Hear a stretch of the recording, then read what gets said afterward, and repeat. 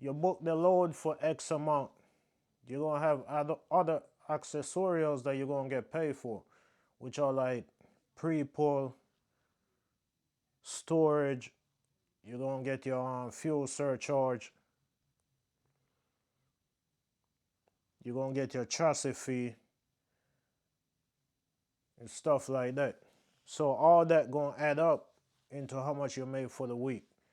So if you're running your business the way you're really supposed to run it, you'll make a lot of money, and some of it will not be driving the truck.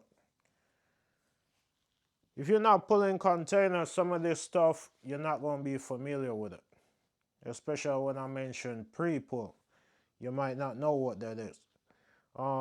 Storage. You pull a container today, the customer don't want it until 2 days from now. It's only going 100 miles.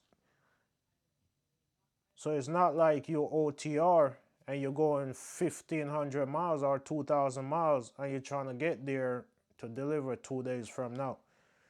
That's not how it works.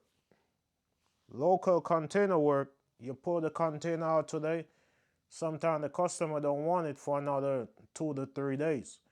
So you're going to store that container, you're going to charge a customer storage, and then when it's time to deliver it, you go deliver it. In that case, you're going to charge them for pre-pull and you're going to charge them for storage. Whenever you book a container, you want to find out when is the last free day for it to be in the port if it's an import. That means it's a loaded container coming from overseas. Once they let you know when the last free day is, you got to base your rate to do that load on that. If the last free day is today and they call you, say, hey, I got this load in the port, today's the last free day, but the customer don't need it, you can't deliver it until 2 days, 3 days, how much ever days from now. Because it's the last free day, they will pay you top dollar for that load. Because it's either they pay you or they pay the port.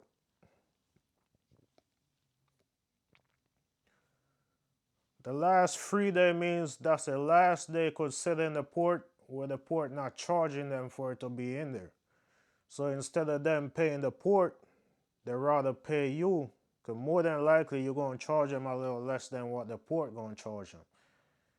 So you charge them for the pre-pull and you charge them 2 days storage or how much ever days you're going to store it until the customer need it. So with that information, you can determine somewhat if it's money in hauling containers or not. Best thing I could tell you, if you're thinking about hauling containers, if you don't have your own authority, do your research on some carriers in your area. Go lease on to a carrier or go lease on to a few carriers. Run with one of them for a year, then switch and go run with another one for a year. You're trying to learn the process of hauling containers. You're trying to learn how to make money out of hauling containers. You're not looking to go to a carrier. I mean, if you go to a carrier and you like it, by all means stick with it. Stick with that carrier.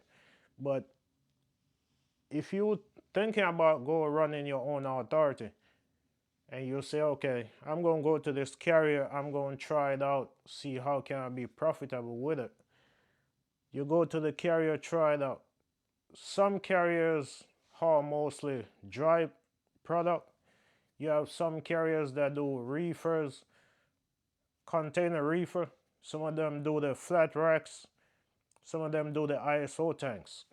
So if you go to one carrier that only do dry and you want to get experience on reefer, flat rack, ISO, after you do some time with that carrier that only haul the dry, switch to another carrier that do other container types. Once you do that, now you get the experience where you get familiar with all these different container types. You get familiar with how to charge for each container type, then you could move ahead and go out on your own, get your own authority. Because now you know how to charge for these loads.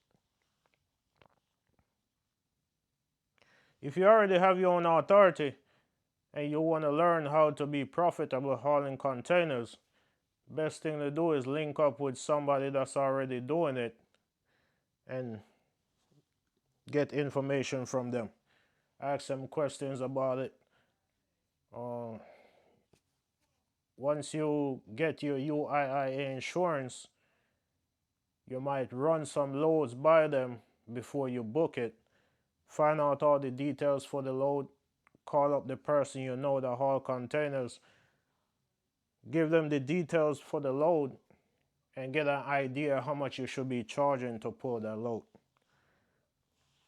So that's the two ways I would recommend learning how to be profitable pulling containers.